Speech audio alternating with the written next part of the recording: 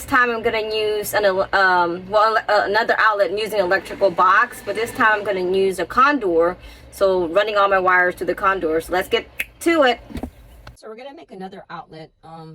We drilled a hole there and we feed the wire. I'll show you. And then we fed the wire underneath and then into the side up the wall to hide the wires. We're gonna feed it across up the